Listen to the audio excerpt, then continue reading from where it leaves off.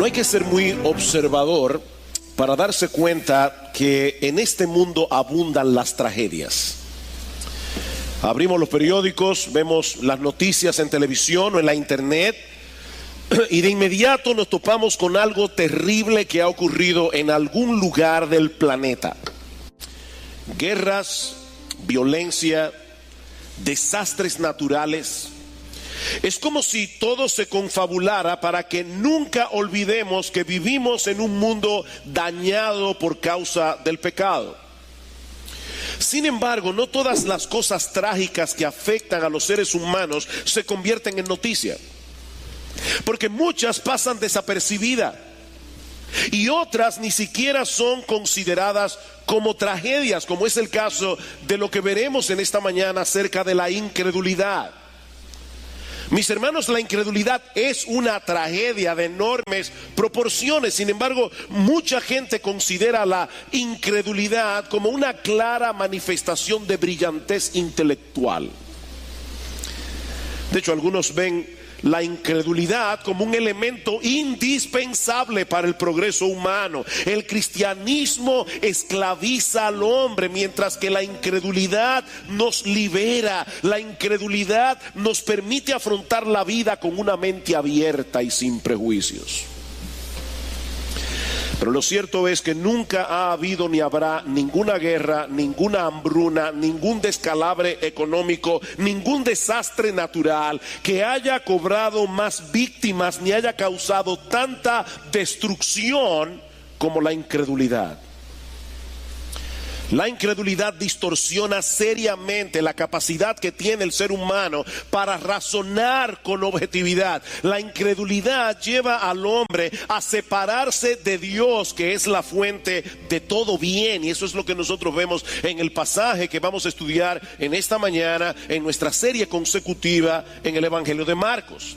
Marcos nos dice que el Señor se marchó de allí, es decir, de Capernaum, y llegó a su pueblo. Su pueblo era Nazaret, el lugar donde él se había criado. Nosotros vimos hace unas semanas atrás cómo el Señor en la ciudad de Capernaum había llevado a cabo 2 milagros extraordinarios. El Señor había sanado a una mujer que estaba padeciendo una larga enfermedad y luego sanó, resucitó más bien, a la hija de Jairo. En ese tiempo Nazaret era un poblado pequeño, no llegaba ni siquiera a las 500 personas, era un pequeño poblado de Galilea, ese tipo de lugar donde todo el mundo conoce a todo el mundo. Yo recuerdo cuando era niño y vivía en San Juan de la Maguana que todo el mundo era tío tuyo. Y todo el mundo se conocía, eran unas cuantas familias que nos conocíamos muy bien. Más o menos eso ocurría en Nazaret. Y como era siempre su costumbre, en el día de reposo el Señor se dirige a la sinagoga, que era el lugar donde los judíos adoraban a Dios en el sabbat, en el día de reposo, cuando no podían asistir al templo. Y al llegar allí, ya Jesús era reconocido como un maestro. Así que el líder de la sinagoga le da la oportunidad para enseñar la palabra. Marcos no nos dice cuál fue el pasaje del Antiguo Testamento que Jesús expuso ese día, tampoco cuál fue el contenido de su mensaje, pero podemos estar seguros de que el Señor aprovechó la oportunidad para hacer lo que siempre hacía cuando predicaba la palabra de Dios: demostrar que todas las escrituras apuntaban hacia Él. Vayan conmigo por un momento al capítulo 4 del Evangelio de Lucas. Allí se narra otro incidente similar que ocurrió precisamente en la sinagoga de Nazaret. De hecho, algunos opinan que Lucas capítulo 4 es el pasaje paralelo de Marcos capítulo 6. Personalmente, yo creo que estos dos incidentes ocurrieron en dos ocasiones distintas. Sin embargo, el pasaje de Lucas nos ayuda a entender mejor qué es lo que está sucediendo en el pasaje de Marcos. Lucas capítulo 4 versículo 16 dice aquí que Jesús llegó a Nazaret, donde se había criado. Jesús nació en Belén, pero se crió en Nazaret, y según su costumbre entró en la sinagoga el día de reposo y se levantó a leer. Le dieron el libro del profeta Isaías. Y abriendo el libro, recuerden hermanos que no era un libro como este, era un rollo. Y Jesús de manera intencional comenzó a abrir el rollo hasta que llegó a Isaías 61. Y allí leyó: el Espíritu del Señor está sobre mí. Un pasaje netamente mesiánico. Me ha ungido para anunciar el evangelio a los pobres. Me ha enviado para proclamar libertad a los cautivos y la recuperación de la vista a los ciegos, para poner en libertad a los oprimidos, para proclamar el año favorable del Señor. Y ahora dice Lucas que cerrando el libro, el rollo, lo devolvió al asistente y se sentó. Y los ojos de todos en la sinagoga estaban fijos en él. Y comenzó a decirles: hoy se ha cumplido esta escritura delante de vosotros.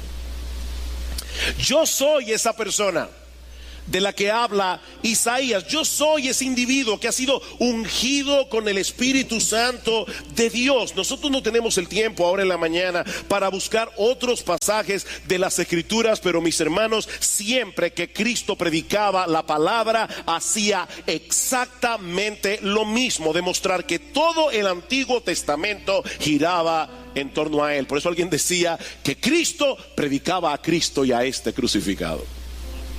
Cristo siempre predicaba a Cristo. Y eso fue probablemente lo que ocurrió en Marcos capítulo 6. Ahora, ¿cómo reaccionó esta gente de Nazaret ante la predicación de Jesús? Bueno, eso nos lleva a nuestro primer encabezado en la mañana de hoy. Aunque los habitantes de Nazaret reconocen la sabiduría y el poder de Jesús, ellos deciden rechazarlo en contra de toda evidencia. Versículo 2: cuando llegó el día de reposo, Marcos 6:2, comenzó a enseñar en la sinagoga, y muchos que le escuchaban se asombraban diciendo: ¿dónde obtuvo tales cosas? ¿Y cuál es esta sabiduría que le ha sido dada? Y estos milagros que hace con sus manos. Mis hermanos, es importante recordar que la mayoría de esta gente conocía a Jesús desde que era un niño. Probablemente allí en la sinagoga de Nazaret había personas que le habían cambiado los pañales a Jesús. Había personas que habían cargado a Jesús cuando era un bebé. Ellos sabían que él no había estudiado teología bajo la tutela de ningún rabino. Ellos nunca le vieron hacer ningún milagro durante los primeros 30 años que Jesús vivió en Nazaret antes de comenzar su ministerio público. Pero resulta que ahora le escuchan predicar la palabra, y Marcos nos dice que entran en un estado de shock. Eso es lo que significa la palabra asombrarse aquí. Ellos estaban boquiabiertos, ellos estaban atónitos, porque nunca en su vida habían escuchado a nadie predicar y enseñar las Escrituras de esa manera. Ellos nunca habían visto a nadie llevar a cabo los milagros que el Señor hacía. Pero en vez de postrarse delante de él y aceptarle como Señor, la gente de Nazaret reacciona con una extraña mezcla de sorpresa y de incredulidad. Ellos no pueden negar la evidencia, pero al mismo tiempo se resisten a aceptar que ese Jesús al que ellos habían visto durante toda su vida, ese Jesús, el hijo de María, el carpintero, ese era el Mesías que había sido anunciado por los profetas del Antiguo Testamento. En otras palabras, Jesús no encajaba con las ideas preconcebidas que ellos tenían acerca del Salvador. Y aunque no podían explicar cómo es que ahora enseña con tanta sabiduría, no podemos saber cómo es que él hace todos esos milagros. Él vivió aquí en Nazaret como cualquiera de nosotros. Como alguien dijo, la familiaridad produce desprecio. La familiaridad produce desprecio. De hecho, hermanos, eso es algo que vemos a todos los niveles. Hay personas que son muy famosas, que son muy apreciados fuera de su entorno. Y de hecho hay músicos que murieron en la ruina total porque fueron apreciados muchos años después. Sus contemporáneos no apreciaron su música. La gente que los conoce de cerca los ven con otros ojos. Y eso en parte fue lo que ocurrió con Jesús en la ciudad de Nazaret. Versículo 3: ¿no es este el carpintero Y ya inmediatamente nosotros nos imaginamos a un individuo, ¿verdad?, con una escala, trabajando con madera. No, la palabra que aparece allí es la palabra griega tecton, de donde viene la palabra arquitecto. Esta palabra lo que implica es alguien que construye cosas con sus manos. Y puede ser de madera, puede ser de piedra, puede ser de hierro. Jesús era un artesano. Jesús era un constructor que hacía cosas con sus manos para la gente de Nazaret. Así que es muy probable que muchas de esas personas tuvieran en sus casas obras de madera, de piedra, de hierro que Jesús construyó para ellos cuando trabajaba en el taller de José. Ahora, por supuesto, lo que está detrás de ese comentario, ¿verdad?, no es la habilidad que Jesús tenía para hacer cosas. Lo que ellos querían resaltar era que en la perspectiva que ellos tenían de Jesús, Él era un hombre común y corriente. Él era un artesano ordinario de Nazaret. ¿Cómo es posible que un individuo tan ordinario ahora pretenda ser el Mesías del que hablaron los profetas? Pero el asunto no termina allí. Versículo 3 otra vez. ¿No es este el carpintero, el hijo de María? Hay un lector occidental del siglo XXI, este comentario puede parecerle inocente. Después de todo, Jesús en su naturaleza humana nació del vientre de María, y por lo tanto en ese sentido podía ser considerado como su hijo. Yo enfatizo, hermanos, la frase en su naturaleza humana, porque Él es el Hijo eterno de Dios. Y por lo tanto Él no comenzó su existencia cuando nació en la aldea de Belén en un pesebre. Ahora, lo que llama la atención de esta frase es que los judíos no solían identificar a las personas relacionándolas con su madre, sino con su padre.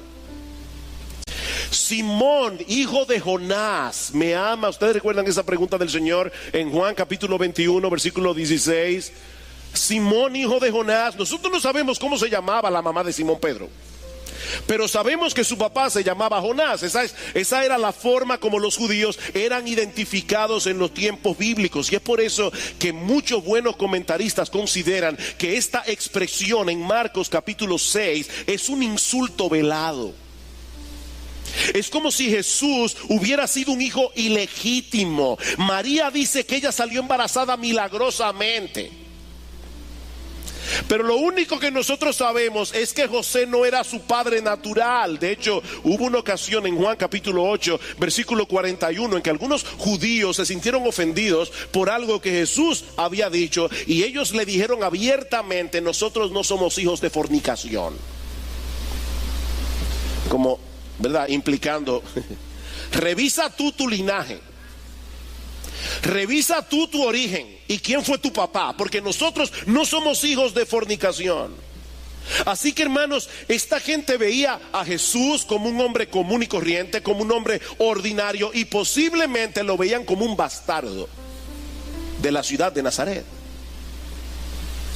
Pero el versículo 3 añade un detalle adicional, y es que los hermanos de Jesús también eran conocidos en la ciudad. Versículo 3: ¿no es este el carpintero, el hijo de María, hermano de Jacobo, José, Judas y Simón? ¿No están sus hermanas, o sea que era más de una, ¿verdad? ¿No están sus hermanas con nosotros? Y se escandalizaban de él. De paso, hermanos, por más que la iglesia católica romana se empeñe en querer defender la perpetua virginidad de María, lo cierto es que el Nuevo Testamento enseña con toda claridad que Jesús tenía hermanos y hermanas. Y eso no es ningún comentario en contra de María.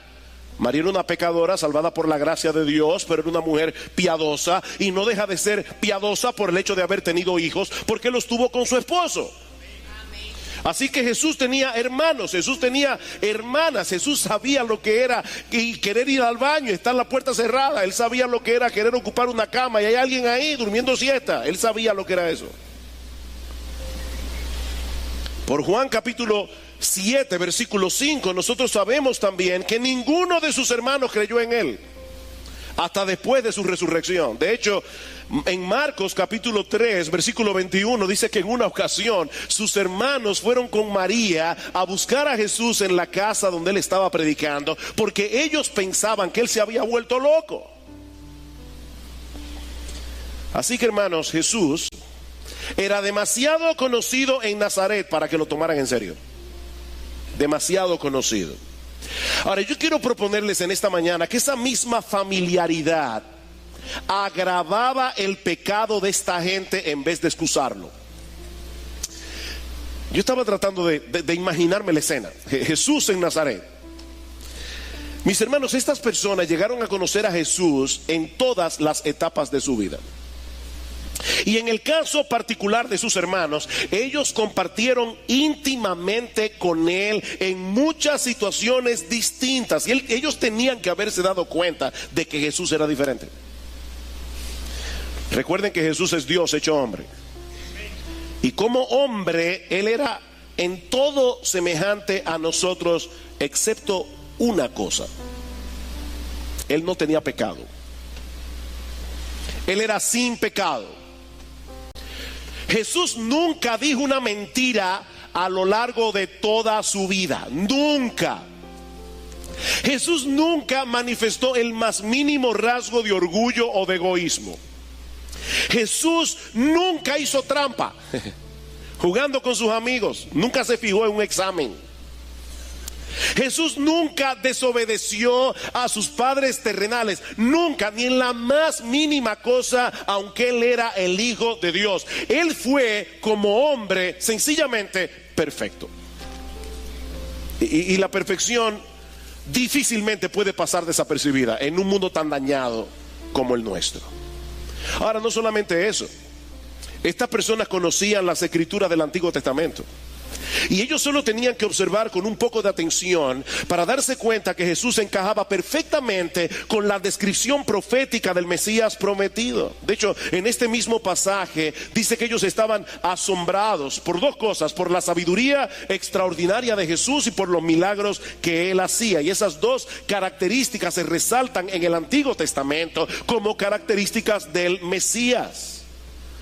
Dice en Isaías capítulo 11 versículo 2 que sobre él habría de reposar el espíritu de Jehová, espíritu de sabiduría y de inteligencia, espíritu de consejo y de poder, espíritu de conocimiento y de temor de Jehová. Y más adelante en el capítulo 35 de Isaías, los versículos 5 y 6, dice que a la llegada del Mesías los ojos de los ciegos serían abiertos, los oídos de los sordos se abrirían, entonces el cojo saltará como un ciervo y cantará la lengua del mudo. Mis hermanos, ellos conocían todos esos textos y un montón de profecías más que se cumplieron punto por punto en la vida de Jesús. El Señor nació de una virgen en la aldea de Belén, en la familia de David, en el tiempo preciso anunciado de antemano en el capítulo 9 del libro del profeta Daniel. Imagínate que tú tienes que ir al aeropuerto a buscar a una persona que tú nunca has visto ni en foto. Pero la persona te dice: mira, este individuo mide 7 pies de altura, está vestido completamente de negro, tiene una maleta plateada y una gorra del Escogido. Yo dudo mucho que haya más de una persona que encaje con esa descripción. Cuando tú lo veas, tú vas a saber que es él. Bueno, hermanos, Dios anunció de antemano suficientes detalles como para que los judíos no perdieran de vista al Mesías cuando llegara. Ellos tenían que reconocerlo. Y estos hombres y mujeres de Nazaret, ellos conocían lo suficientemente bien a Jesús como para comenzar a unir los puntos en retrospectiva cuando escucharan su predicación y vieran sus milagros. ¿A ustedes les ha pasado eso? Que en un momento dado ven algo y no les hace mucho sentido, pero luego ven otra cosa y comienzan a pensar en retrospectiva y dicen: ahora entiendo. Cuando ellos vieran a Jesús hablando de esa manera, cuando le vieran hacer milagros, ellos debieran pensar: wow, ahora yo entiendo por qué Jesús era diferente. Yo lo veía como cualquier otro niño, como cualquier otro joven, pero definitivamente él era distinto. Pero en vez de hacer eso, estos hombres decidieron ir en contra de toda evidencia porque estaban determinados a no creer en Él. Esa es la gran tragedia de la incredulidad. Las evidencias están ahí, pero el incrédulo ha decidido pasarlas por alto.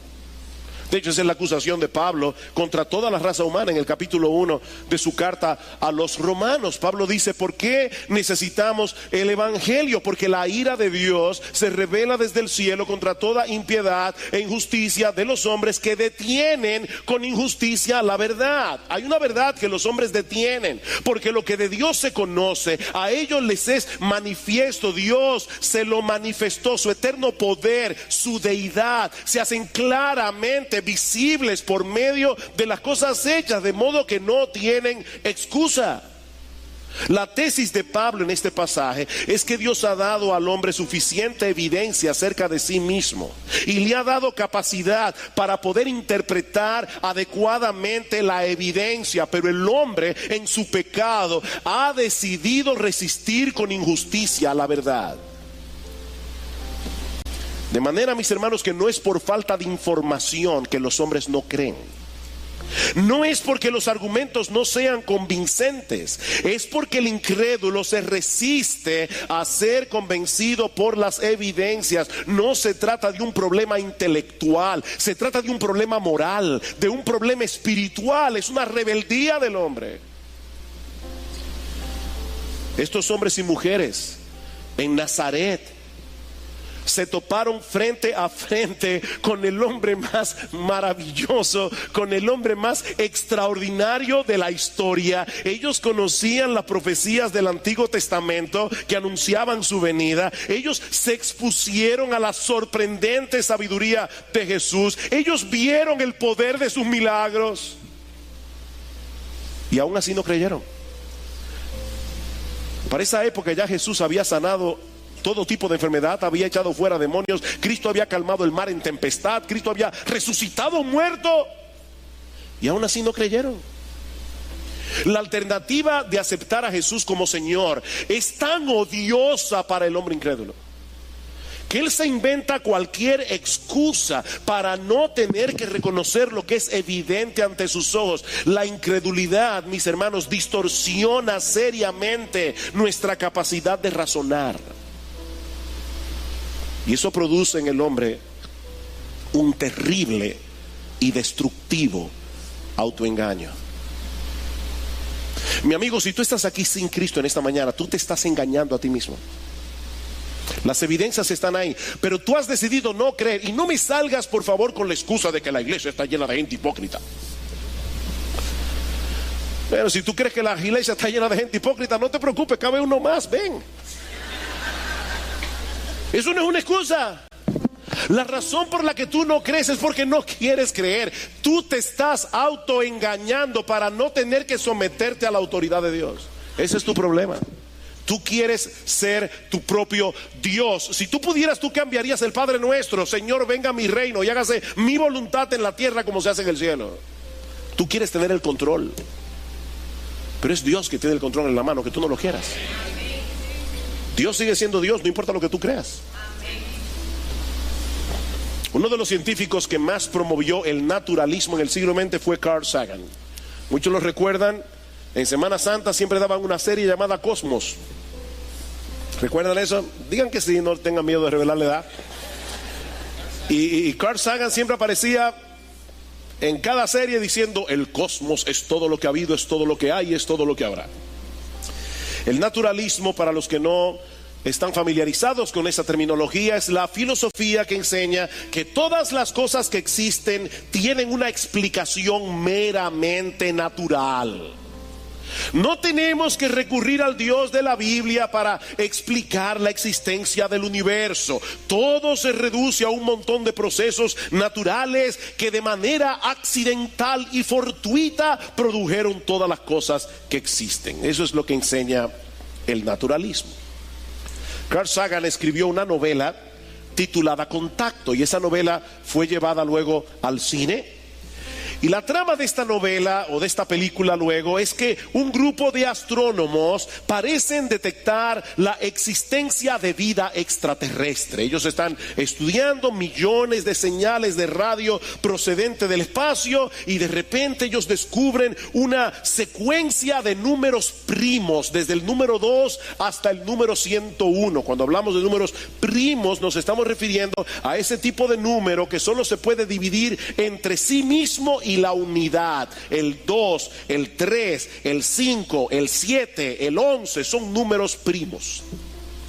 De manera que estos astrónomos comienzan a escuchar una secuencia a través de pulsos y pausas que los llevan a entender que alguien está tratando de comunicarse con ellos. Por ejemplo, el número 2 eran 2 pulsos y una pausa. El número 3, 3 pulsos y otra pausa, hasta llegar a una secuencia de 1126 pulsos y pausas que abarcaban todos los números primos desde el 2 hasta el 101. Y por supuesto, es absolutamente imposible que esas señales secuenciales se produzcan en el espacio por pura casualidad. Así que estos científicos tan inteligentes concluyen que tenía que ser producida por seres inteligentes de otros planetas, porque una información inteligente requiere una fuente inteligente que la produzca, ¿verdad? Una conclusión brillante. Pero estos científicos naturalistas saben muy bien que no hay que irse al espacio sideral para toparse con este tipo de cosas, porque toda la materia viva que encontramos en nuestro planeta está llena de información, mucho más compleja que la de los números primos. Por ejemplo, todos los seres humanos tienen unos 10 billones, o sea, 1 millón de millones, 10 billones de células. Y el ADN de cada una de esas 10 billones de células, cada una de esas células contiene una base de datos mayor que la Enciclopedia Británica. Ahora yo sé, ¿verdad?, que hay muchos aquí que nunca en su vida han visto una biblioteca impresa, una enciclopedia impresa, porque ya eso pasó a la historia, ¿verdad? Así que déjenme explicar lo que eso implica. La Enciclopedia Británica cubría unos 500,000 temas que abarcaban entre todos unas 40 millones de palabras. Y lo que yo estoy diciendo, hermanos, es que cada una de las 10 billones de células que hay en nuestro cuerpo contiene más información que la famosa enciclopedia. Por eso es que Bill Gates comparó el ADN con un programa informático, pero mucho más avanzado, dice él, que cualquier software que hayamos podido crear hasta ahora. La pregunta es, ¿cómo es que teniendo toda esa evidencia, tantos científicos descartan la idea de un Dios inteligente y personal que creó todas las cosas con un propósito? O sea, ¿por qué empecinarse en decir que todo fue el producto de un accidente casual, aun cuando eso va en contra de todo sentido común? ¿Cuál es el problema? Pablo lo dice en Romanos capítulo 1 versículo 21, porque habiendo conocido a Dios, no le glorificaron como a Dios, ni le dieron gracias, sino que se envanecieron en sus razonamientos, y su necio corazón fue entenebrecido, profesando ser sabios, se hicieron necios. He ahí el problema. El hombre no quiere humillarse ante Dios. El hombre no quiere darle a Dios el honor debido. El hombre no quiere reconocer el hecho de que no somos dueños de nuestra existencia, de que debemos someternos a la voluntad de aquel que nos creó para su gloria. Estos hombres y mujeres de Nazaret se escandalizaron de Jesús. Y la idea es que se sintieron profundamente ofendidos. No porque hubiera nada malo en él, sino porque él no encajaba con la idea preconcebida que ellos tenían del Mesías. Ellos esperaban a otro tipo de gente. Y de hecho, de paso, eso también fue profetizado. Porque en Isaías capítulo 53, ¿cómo comienza el profeta? ¿Quién ha creído a nuestro anuncio? ¿Sobre quién se ha manifestado el brazo de Jehová? Subirá cual renuevo delante de él y como raíz de tierra seca. No hay parecer en él ni hermosura. Si tú hubieras podido entrar en el túnel del tiempo y llegar a Nazaret, cuando Jesús estaba creciendo allí, cuando Jesús estaba caminando por las calles de Nazaret, tú no hubieras sabido quién él es. No había nada especial en Jesús. Él no tenía un halo de santidad ni una luz que salía de su cara. Él era un judío como cualquier otro judío de la época. Dice, no hay parecer en él, no hay hermosura. Le veremos más sin atractivo para que le deseemos. Despreciado y desechado entre los hombres, varón de dolores, experimentado en quebrantos, y como que escondimos de él el rostro. Fue menospreciado y no lo estimamos. Lo que ellos estaban haciendo en Nazaret ya había sido profetizado. Tenían las evidencias delante de sus ojos, pero no pudieron verlas porque no las querían ver. Ese es el resultado trágico de la incredulidad. Y de paso, hermanos, nunca olvidemos que mientras estemos en este cuerpo de muerte, aunque seamos creyentes, el principio de la incredulidad todavía está operando allí. Porque muchas veces nosotros también nos hacemos expectativas de cómo Dios debería obrar. Y cuando de repente Dios nos pone el mundo de cabeza y hace las cosas de una manera como nosotros no entendemos, como no lo hubiéramos planificado, entonces inmediatamente se dispara el dispositivo de la duda. De hecho, déjame decirte algo: cada vez que tú entras en un periodo de prueba, lo primero que se dispara no es la fe. Generalmente lo primero que se dispara es la duda, y tú tienes que aplastarle la cabeza a la serpiente de la duda con la fe. ¿Cómo reaccionó Jesús ante la incredulidad de ellos? Eso nos lleva a mi segundo encabezado: la reacción de Jesús a la incredulidad de la gente en Nazaret. Versículo 4. Y Jesús les dijo: no hay profeta sin honra. ¿Escucharon esa palabra? Profeta sin honra, sino en su propia tierra y entre sus parientes y en su propia casa. El Señor no fue indiferente a la incredulidad de esta gente, porque la incredulidad implica un terrible insulto en contra de Dios.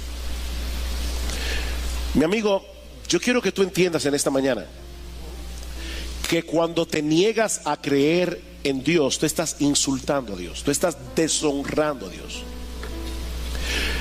De hecho, vean una vez más la pregunta del versículo 2. Cuando llegó el día de reposo, comenzó a enseñar en la sinagoga, y muchos que le escuchaban se asombraban diciendo: ¿dónde obtuvo tales cosas? ¿Y cuál es esta sabiduría que le ha sido dada y estos milagros que hace con sus manos? En otras palabras, si Jesús no obtuvo esas cosas de la mano de Dios, ¿de dónde las obtuvo? ¿Cuál es la alternativa? Porque, mi amigo, no existen muchas opciones. Cuando uno se enfrenta con una persona como Jesús, no hay términos medios. O tú lo aceptas como el Dios encarnado y como Señor de tu vida, o tú tienes que llegar a la conclusión de que él era un loco o un endemoniado. Y de hecho, esa fue la conclusión a la que llegaron los judíos. Ustedes recuerdan cuando estudiamos el capítulo 3, dice en el capítulo 3 de Marcos, versículo 21, cuando sus parientes oyeron esto, que Jesús estaba allí enseñando la palabra, fueron para hacerse cargo de él, porque decían: está fuera de sí. La familia de Jesús pensaba que él se había vuelto loco, y más adelante dice: los escribas que habían descendido de Jerusalén decían: tiene a Beelzebú y expulsa a los demonios por el príncipe de los demonios. Es que no hay otra alternativa. O Jesús era realmente el Hijo de Dios que vino en carne, la segunda persona de la Trinidad, que vino a dar su vida por pecadores como tú y como yo, o Jesús era un loco, o lo que es todavía peor, era un endemoniado. Y si los poderes que él tenía no venían de Dios, entonces ¿de dónde venían esos poderes? La incredulidad es un insulto. Es un insulto a Jesús, es un insulto a Dios. Estos hombres y mujeres de Nazaret tuvieron entre ellos al profeta más grande de toda la historia de la redención, al Hijo de Dios encarnado, pero no le dieron la honra que se merecen, lo trataron como un cualquiera, lo deshonraron profundamente. Yo te pregunto, mi amigo, ¿eso es lo que tú vas a hacer con Jesús en esta mañana? Porque te quiero repetir otra vez, aquí no hay términos medios. El que no está conmigo está en mi contra. ¿O tú crees que Jesús es Dios y te sometes a su señorío? ¿O tú estás insultando a Dios esta mañana al insultar a la persona de Jesús? Por otra parte, nosotros vemos aquí que la incredulidad de esta gente vino a ser un obstáculo para recibir los beneficios de gracia del Dios de toda gracia. Versículo 5, Marcos capítulo 6, versículo 5. Y no pudo hacer allí ningún milagro. No pudo hacer allí ningún milagro. Solo sanó a unos pocos enfermos sobre los cuales puso sus manos. Eso no quiere decir de ninguna manera que la incredulidad de esta gente provocó en Jesús una pérdida de poder. No, el Señor seguía siendo omnipotente mientras estuvo en Nazaret. De hecho, Él sanó a algunos, pero Él decidió no hacer ningún milagro allí. ¿Saben por qué? Porque no tenía sentido que lo hiciera. Él decidió, Cristo limitó su poder, Él mismo decidió no hacer milagros allí, por causa de la incredulidad de ellos, porque no tenía sentido que los hiciera. Alguien ha dicho: los milagros de Jesús no eran trucos mágicos para probar lo poderoso que Él era, sino más bien señales del reino que mostraban su poder redentor en operación. Sus milagros, dice este autor, siempre sanaron, siempre restauraron, siempre liberaron a las personas, revelando de esa manera cómo debemos encontrarle a Él por medio de la fe, para que nuestras vidas sean transformadas por Él. Y termina diciendo: Jesús no podía hacer ninguna obra que no fuera redentora. Él no vino a hacer trucos. Él no vino a hacer milagros simplemente por el hecho de hacer milagros. La incredulidad no limita el poder de Dios, pero hermanos, la incredulidad nos roba de la oportunidad de ser recipientes de su gracia, porque no tiene sentido recibir un beneficio de parte de Dios que no nos lleve a tener con Él una relación por medio de la fe. No tiene sentido. Hay mucha gente que van a las iglesias hoy buscando beneficios, buscando salud, que Dios les resuelva un problema económico, un problema familiar. Mi amigo, déjame decirte algo. No es lo mismo querer recibir un regalo que querer tener una relación de amor y de intimidad con el dador del regalo. No es lo mismo. El regalo más grande que Dios tiene para ofrecerte en esta mañana no es tu salud, no es dinero, no es resolverte tu problema económico, no es conseguirte un novio o una novia, no es arreglar tu matrimonio. El regalo más grande que Dios tiene para ofrecerte es Él mismo. Él es el regalo más grande. Así que si tú no lo quieres a Él, no tiene sentido que quieras obtener algo de Él. Por eso Jesús no pudo hacer ningún milagro, porque no tenía sentido que los hiciera en la ciudad de Nazaret. Pero también vemos en este pasaje que la incredulidad de los hombres y de Nazaret causó una profunda tristeza en el corazón de Jesús. Y hermanos, esto es algo que debe golpear nuestro corazón. Ustedes recuerdan la predicación de Carlos Contreras hace unas semanas atrás, cuando él hablaba de lo duro que es para una mujer fiel que su esposo dude de su fidelidad, que su esposo la cele con otros hombres, y esta mujer le dice: wow, o sea, tú piensas que yo soy una cualquiera, que yo soy capaz de irme con otro hombre. Eso hiere una mujer. Bueno, la incredulidad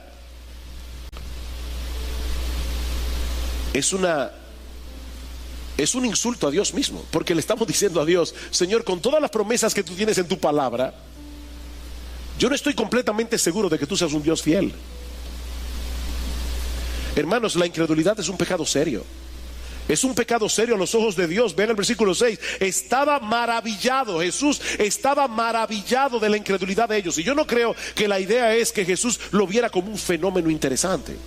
Oh, qué interesante que esta gente sea incrédula a pesar de que me conoce desde que yo soy un niño. No, yo creo que la idea del texto es que Jesús estaba profundamente entristecido. De hecho, en los evangelios solo encontramos 2 ocasiones en las que se dice que Jesús se maravilló por algo.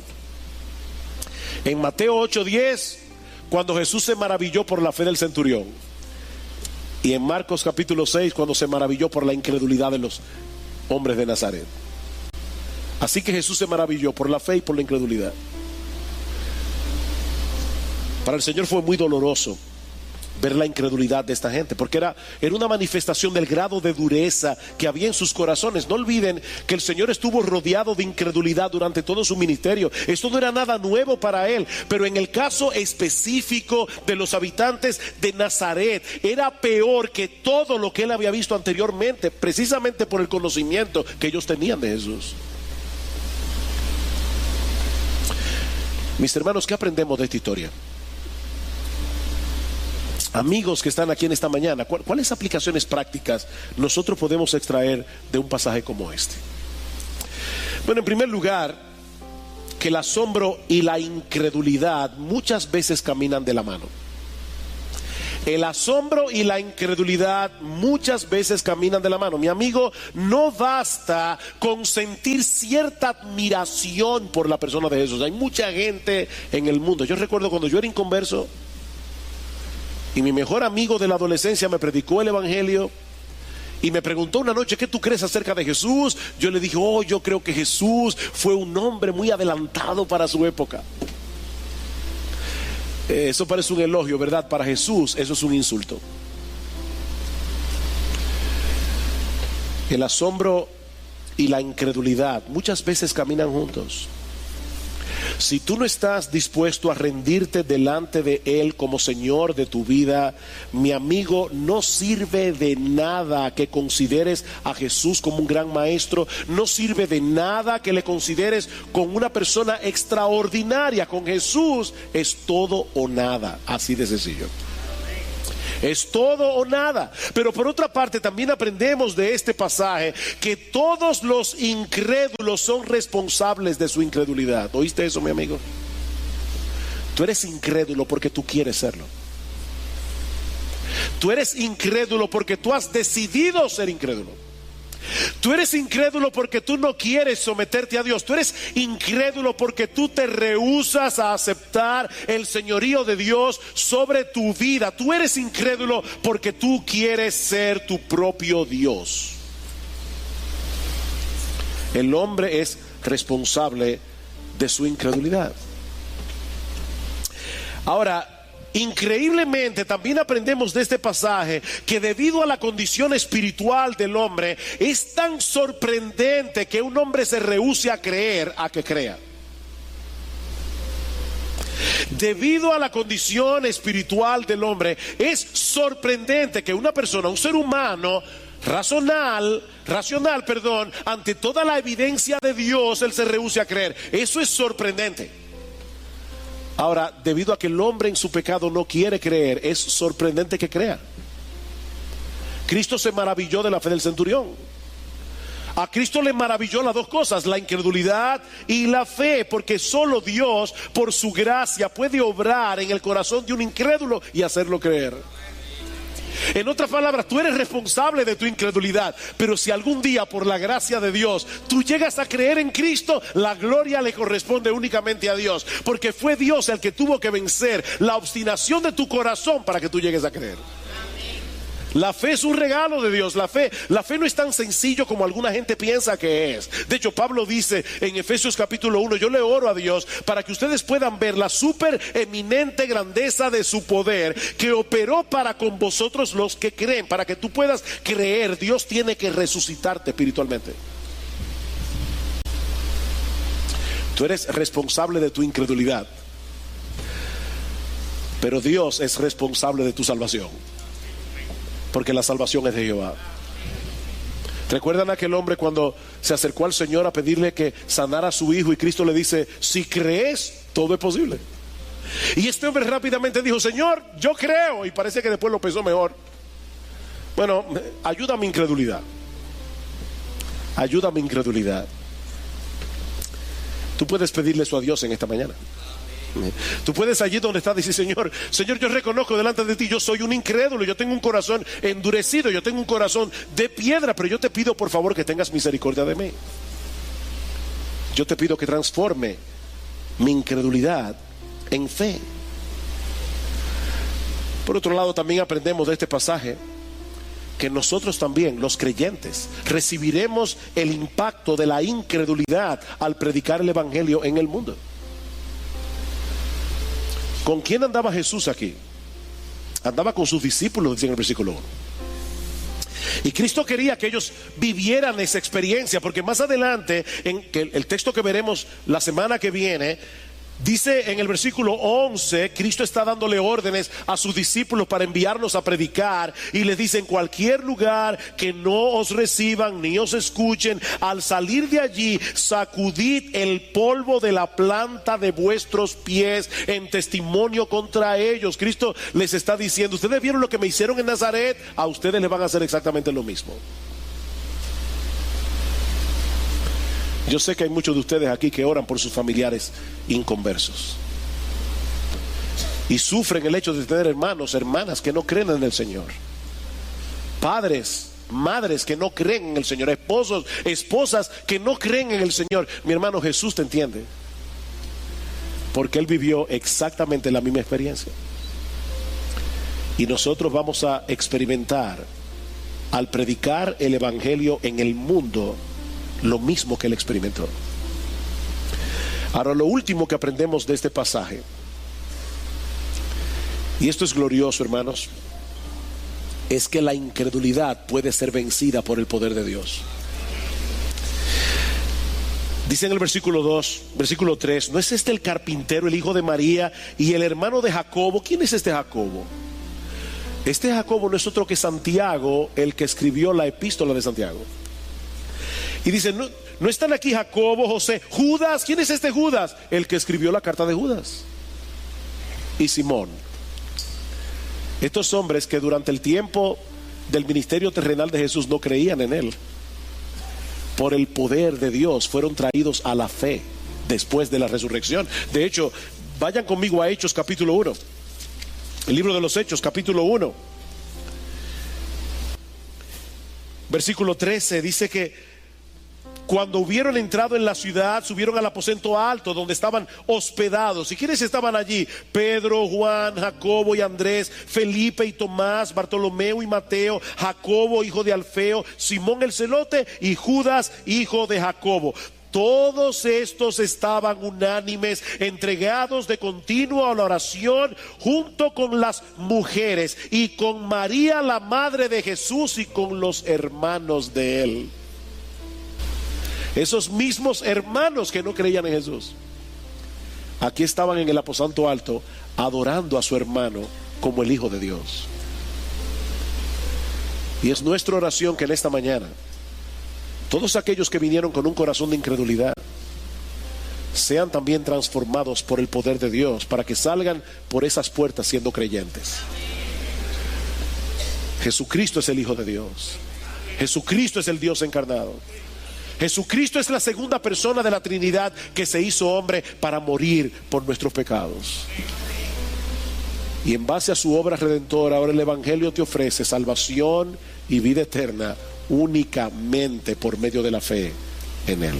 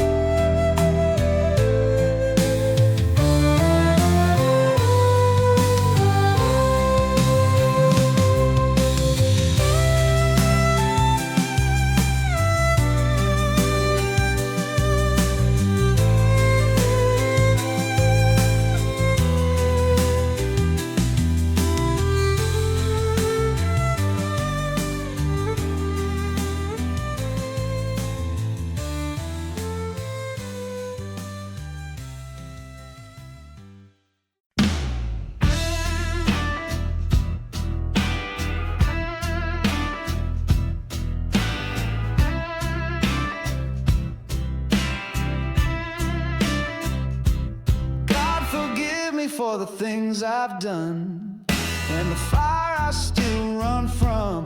You were poison in a pretty face. I was wrecked, you were my grace. I made peace with the fall I took when you held me close but never looked. I thought you'd be the one to leave. Turns out it was me. Now baby, I'm gone, and I'm never turning back around. I'll be the shadow you made that won't back down. You'll see me in your sleep, like the truth you never speak. Yeah, baby, that's what you did to me.